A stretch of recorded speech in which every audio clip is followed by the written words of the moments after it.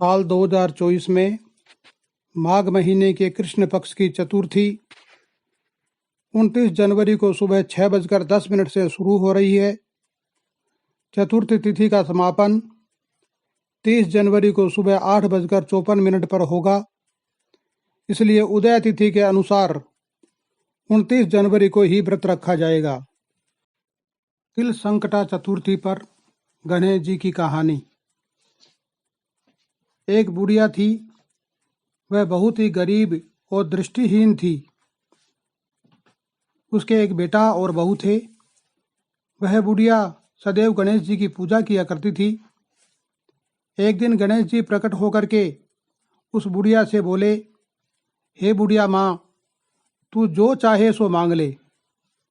बुढ़िया बोली, मुझसे तो मांगना आता ही नहीं, कैसे और क्या मांगूं? तब गणेश जी बोले, अपने बहू बेटे से पूछ करके मांग ले। तब बुढ़िया माँ ने अपने बेटे से कहा कि गणेश जी कहते हैं कि तू कुछ मांग ले, बता मैं क्या मांगूं? तब पुत्र ने कहा, माँ तू धन मांग ले। फिर बुढ़िया ने बहू से पूछा तो बहू ने कहा, नाती मांग लो। तब बुढ़िया ने सोचा कि ये तो सब अपने अपने मतलब की बात कर रहे हैं। तब उस बुढ़िया ने पड़ोसिन से पूछा तो उन्होंने कहा, हे बुढ़िया माँ, तू तो थोड़े दिन के लिए जिएगी, क्यों तू धन मांगती है और क्यों नाती मांगती है? तू तो अपनी आंखों की रोशनी मांग ले, जिससे तेरी जिंदगी आराम से कट जाए। इस पर बुढ़िया बोली, हे गणेश जी महाराज, यदि आप प्रसन्न हैं तो मुझे 9 करोड़ की माया दें, निरोगी काया दें, अमर सुहाग दें, आंखों की रोशनी दें, नाती दें, पोता दें और सब परिवार को सुख दें और अंत में मोक्ष दें। ये सुनकर गणेश जी बोले, हे बुढ़िया माँ, तुमने तो हमें ठग लिया। फिर भी तू जो मांगती है वह सब कहे अनुसार सब मिलेगा। यह कहकर के गणेश जी अंतर ध्यान हो गए।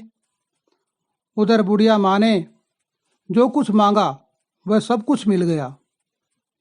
हे गणेश जी महाराज, जैसे आपने उस बुढ़िया माँ को सब कुछ दिया, वैसे अपने सब भक्तों को देना। बोलिए गणेश जी महाराज की जय। बोलिए चौथ माता की जय। संकट चौथ की व्रत कथा। एक साहूकार और एक साहूकारनी थे। वह धर्म पुण्य को नहीं मानते थे। इसके कारण उनके घर में कोई संतान नहीं थी। एक दिन साहूकारनी पड़ोसी के घर गई। उस दिन संकट चौथ का दिन था। वहां पड़ोसन संकट चौथ की पूजा करके कहानी सुन रही थी। साहूकारनी ने पड़ोसन से पूछा कि तुम क्या कर रही हो? तब पड़ोसन बोली कि आज चौथ माता का दिन है, चौथ का व्रत कर रही हूँ, उसी की कहानी सुन रही हूँ। तब साहूकारनी बोली, चौथ के व्रत करने से क्या होता है? तब पड़ोसन बोली, इसके करने से अन्न धन सुहाग पुत्र सब मिलते हैं। तब साहूकारनी ने कहा, यदि मेरे भी कोई गर्भ रह जाए तो मैं 1.25 सेर तिलकूट करूंगी और चौथ का व्रत करूंगी। श्री गणेश भगवान की कृपा से साहूकारनी के गर्भ रह गया। वह बोली कि मेरे लड़का हो जाए तो मैं 2.5 सेर तिलकूट करूंगी। कुछ दिन बाद उसका लड़का भी हो गया। तो वह बोली कि हे चौथ माता, मेरे बेटे का विवाह हो जाएगा तो 5.25 सेर का तिलकूट करूंगी। कुछ वर्षों के बाद उसके बेटे का विवाह तय हो गया और उसका बेटा विवाह करने के लिए चला गया। लेकिन उस साहूकारनी ने तिलकूट नहीं किया। इस कारण से चौथ माता क्रोधित हो गई और उन्होंने फेरों से उसके बेटे को उठाकर पीपल के पेड़ पर बिठा दिया।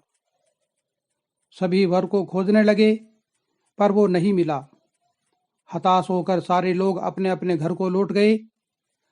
इधर जिस लड़की से साहूकारनी के लड़के का विवाह होने वाला था वह अपनी सहेलियों के साथ में गणगौर पूजने के लिए जंगल में दूब लेने गई। तभी रास्ते में पीपल के पेड़ से आवाज आई, ओ मेरी अर्ध ब्याही। यह बात सुनकर जब लड़की घर आई उसके बाद वह धीरे धीरे सूख कर कांटा होने लगी। एक दिन लड़की की माँ ने कहा कि मैं तुझे अच्छा खिलाती हूँ, अच्छा पहनाती हूँ, फिर भी सूखती जा रही है, ऐसा क्यों है? तब लड़की अपनी माँ से बोली कि वह जब भी दूब लेने जंगल में जाती है तो पीपल के पेड़ से एक आदमी बोलता है कि ओ मेरी अर्ध ब्याही। उसने मेहंदी लगा रखी है और सेहरा भी बांध रखा है। तब उसकी माँ ने पीपल के पेड़ के पास जाकर के देखा तो वह उसका जमाई ही निकला। तब उसकी माँ ने जमाई से कहा, यहाँ क्यों बैठे हैं?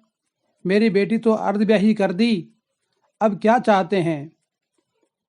साहूकारनी का बेटा बोला, मेरी माँ ने चौथ का तिलकूट बोला था लेकिन किया नहीं, इसलिए चौथ माता ने नाराज होकर के यहाँ बिठा दिया। यह सुनकर उस लड़की की माँ साहूकारनी के घर गई और उससे पूछा कि तुमने संकट चौथ का व्रत बोला था क्या? तब साहूकारनी बोली, तिलकूट बोला था। उसके बाद साहूकारनी बोली, मेरा बेटा घर आ जाए तो 2.5 मन का तिलकूट करूंगी। इससे श्री गणेश भगवान प्रसन्न हो गए और उसके बेटे को फेरों में ला करके बिठा दिया। बेटे का विवाह धूमधाम से हो गया।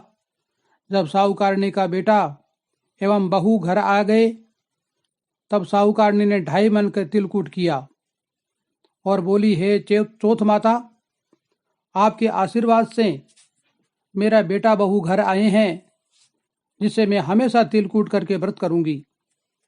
इसके बाद सारे नगरवासियों ने तिलकूट के साथ में संकट व्रत करना आरंभ कर दिया। हे संकट चौथ माता, जिस तरह साहूकारनी के बेटे को बहू से मिलाया वैसे ही हम सबको मिलवाना। इस कथा को कहने सुनने वालों का भला करना। बोलो संकट चौथ माता की जय। श्री गणेश जी महाराज की जय।